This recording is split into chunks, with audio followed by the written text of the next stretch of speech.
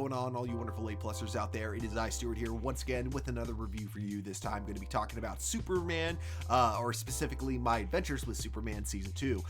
So those of you who watched my review of Season 1, you know that I definitely really enjoyed the show. It took the Superman mythos that we all know and love, and it gave it a bit of an anime edge to it, and that definitely continues going forward with this season. For this review, I'm just going to be talking about the characters individually, not really focusing too much on the plot of the story, just because I feel like that part of the season hasn't really fully shown itself yet. So I'll go over some small details here and there, talk about some Easter eggs and what I'm going to predict we could see later on. But for the most part, this review is really just going to be kind of focusing on a lot of the characters, and we'll see where we go from there. So obviously, we got to start with the man himself, Superman, the Man of Steel.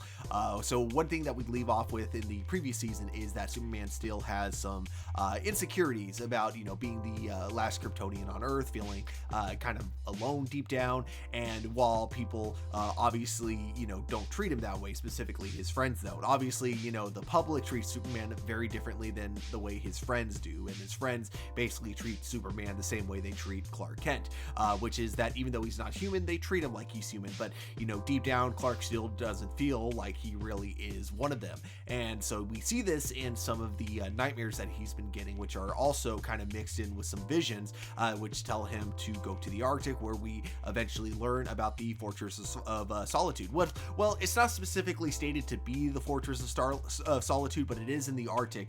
And I did make a little bit of a flub there. We don't hear about this through his dreams. We actually hear about this because Lois Lane happens to have a contact at Star Labs, and that contact actually happens to be Hank Henshaw. So those of you who don't know who that is actually the astronaut who ends up going into space. I believe his shuttle gets completely wrecked, and they rebuild him to become a cyborg. And during the Death of Superman storyline, he ends up becoming what later becomes known as Cyborg Superman.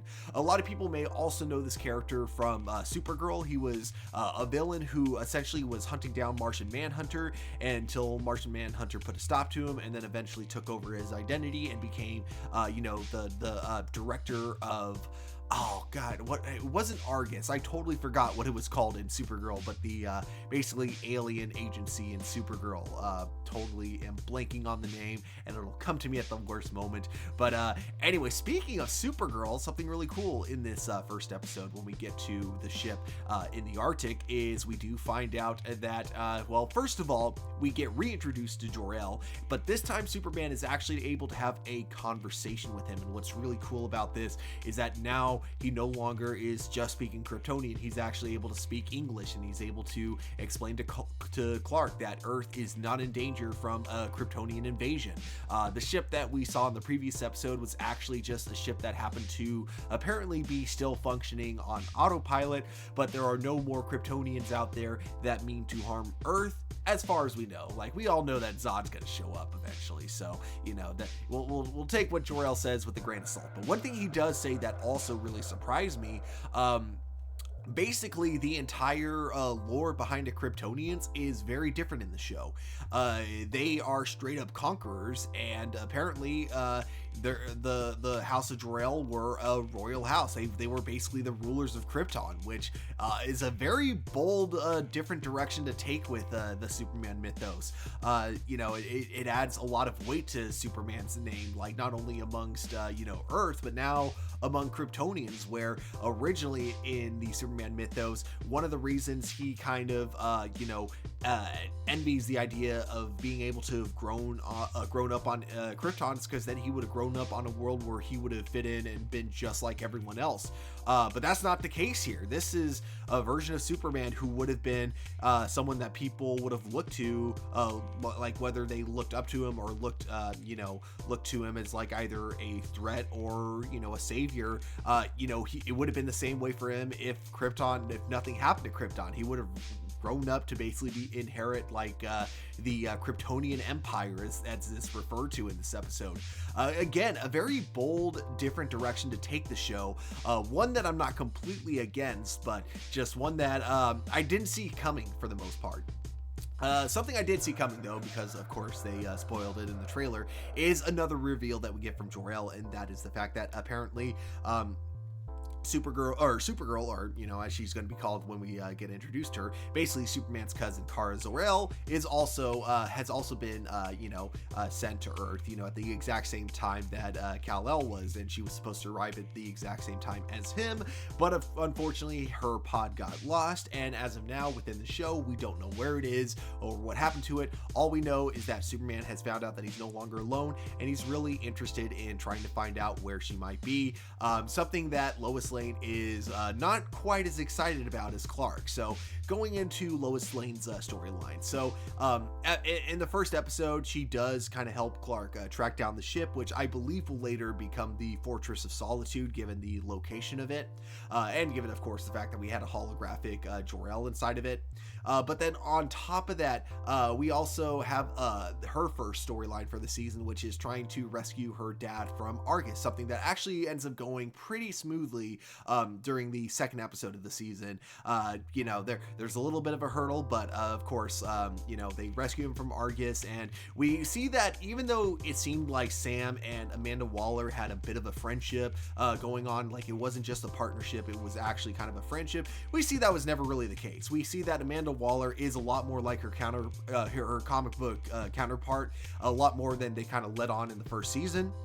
Essentially, she sabotaged Sam's mission in order to make him look bad, and then when she found out that Sam wasn't willing to blindly, follow orders, that's when she basically did everything that she could to make sure he was off the case and was court-martialed, hence why we see him as a prisoner. And one thing that's really interesting is we hear Amanda Waller saying that she likes to know everything about her allies and enemies so that she knows so she has leverage that she can use against them at some point or another. Very important for a character who joins at the very end of the episode, which I will definitely get into because I have some thoughts on that. With Lois Lane's story this season, so far, I have nothing against it personally, but the relationship with her and Superman, it feels like there could be some bumps in the road going down, mainly being that, she was very insistent that Superman rescue her dad from the prison, which he totally did, but then when Superman said he would like to go looking for his cousin, she is suddenly not really as supportive for his idea of trying to find where his cousin might be as he has been of her. And I really hope this isn't a thing that goes on later, like this isn't something that continues going on throughout the show, or if it is, I hope it's something that actually it has a purpose, like it's used for like probably friction between their relationship. I just don't want this show to constantly have Lois telling Superman that he's wrong, and then just Superman kind of just accepting that. I hope there's this. I'm not saying I don't want them to be a couple anymore. Obviously, Superman and Lois, they have to be a couple, but I'm saying if you're gonna have this storyline where Superman's willing to do all this for her, but then she's trying to tell Superman not to do this stuff for himself, I really hope that's something that Clark is willing to put his foot down with and say, hey, I did this for you, now I want to find my cousin for me because you don't know what it's like being the only one of your kind on Earth. Something that she and Jimmy can never comprehend, never understand how to relate to. Speaking of Jimmy, he is now a millionaire in this season. If you remember from the events of the previous season, Flamebird went viral, and now it's suddenly become a huge hit in the Daily Planet, and this leads to some really fun gags with him now being the boss of the Flamebird section of the Daily Planet, and Perry basically kind of giving some playful shit to Jimmy, because if you remember in season 1, Jimmy, Lois, and Clark constantly disobeyed Perry White over and over, which drove him absolutely insane. So when we get to a scene where Jimmy is now in that kind of same reverse situation where he now has all these interns that he's in charge of and none of them are listening to him, I absolutely love that Perry White just gets an absolute kick out of that. like I mentioned, we do have Sam Lane back in the picture now, and what happened after his rescue is that it was agreed that he was going to be staying at Clark and Jimmy's apartment, while he laid low from Argus, because now I believe he would be a wanted fugitive. And I do look forward to seeing what that dynamic is going to look like, because that actually sounds like it could be something really funny going on down the road. And lastly, we got Lex Luthor, of course, in these 2 episodes. So episode 1, I do love how this was set up, because episode 1, you have him applying for Star Labs, but of course they know that he helped, I believe, I can't remember exactly what part he played. I believe because he worked with Parasite at the time as an intern, now he's having a really hard time finding work anywhere else, which really annoys him, because he is an absolute intellectual, so someone like him should be able to get any tech job he wants like that, pretty much. But no one's hiring him. And that is until the very end of episode 2, when he basically hires himself under Argus, which I kind of love the scene between the 2 of them, mostly because I feel like the vibe I get between him and Waller, especially given the last line that Waller says, is both of them know that they have the one up on each other. Like, both of them know that they're the smartest person in the room. And so it's going to be really funny to see that going on. They both know, like, they both think they're better than the other. And it's really hard to explain what I mean by that, because this is the dynamic, again, that you see a lot between Lex Luthor and Amanda Waller in the comic books. For example, Waller probably has an easy kill switch on Lex Luthor, but Lex Luthor has one on Waller, and they both think that their kill switch is better, and I think that's the dynamic we're going to get between the 2 of them, especially given, for one, the way Alexander Luthor just hires himself essentially on the spot. Now, there's a reason I'm calling him Alexander Luthor and not Lex Luthor, and I will definitely get into that when I talk about my theory of how the season will play out going forward.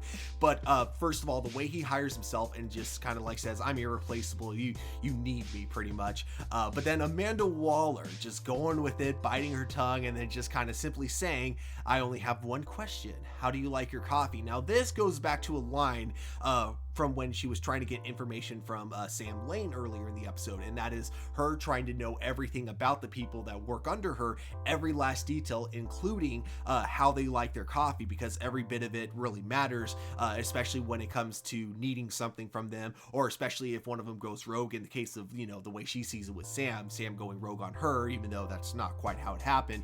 But that's, of course, Amanda Waller's point of view of it, obviously.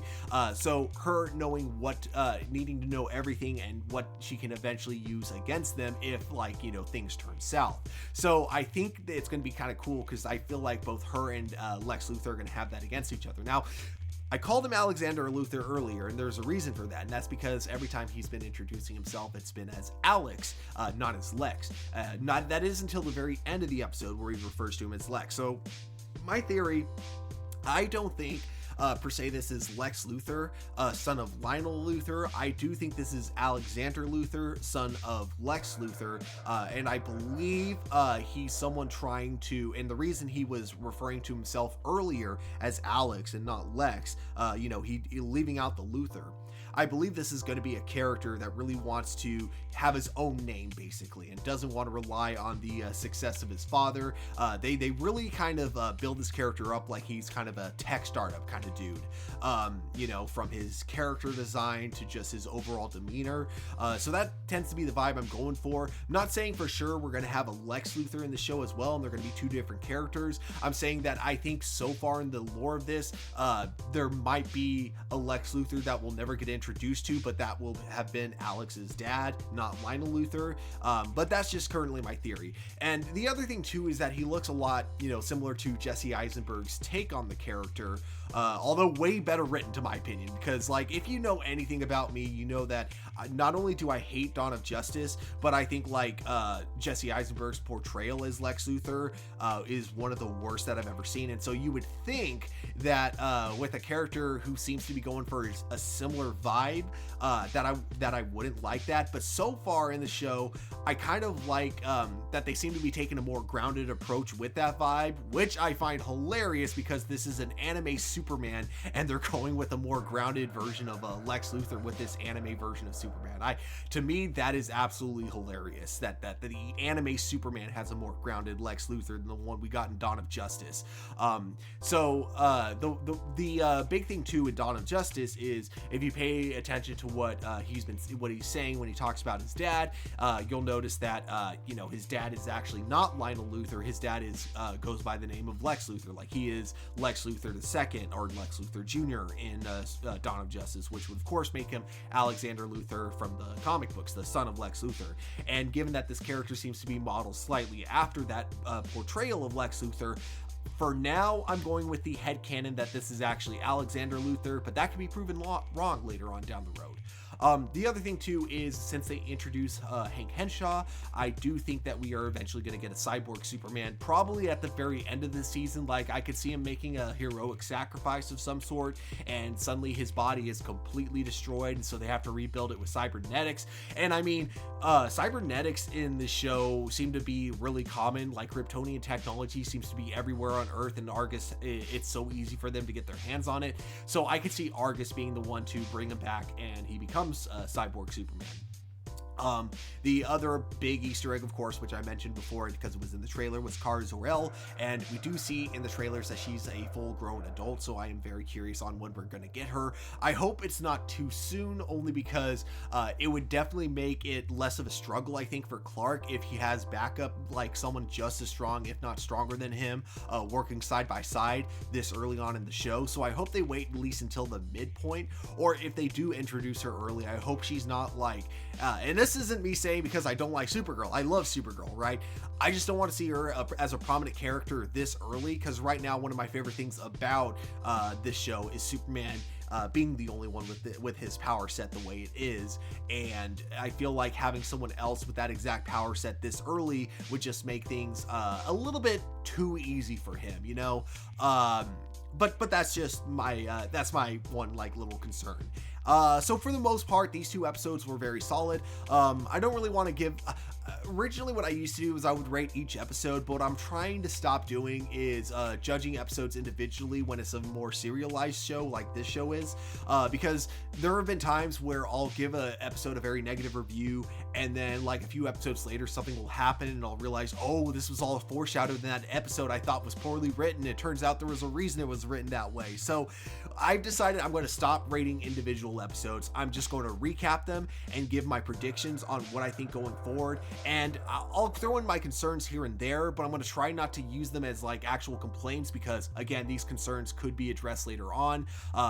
It's just, I've been wrong way too many times when I've critiqued shows, so I'm kind of done with like actually critiquing them per se. I'll wait, and I'm going to wait until the full season comes out before I like do it as a whole. I hope that makes sense, and I hope it doesn't come off as me being too much of a coward to like actually have an opinion or anything like that, because you know, I do, like I said, I am enjoying these episodes, but I think if I try to rate episodes individually, I'm going to eventually regret the ratings I gave once like later episodes come on and I see like the bigger picture. So for now, not really giving a rating. I'm just going to say that I enjoyed both of them, and I'm really looking forward to seeing how this story unfolds going forward. And then if you want an actual review of the show, that will happen once the series ends. That's when I'll give my overall thoughts on the episodes individually, what they were trying to do, whether or not I think they succeeded at that or not. And it'll be the same thing when Superman and Lois comes out. That's going to be my new kind of direction I take when I do my episodic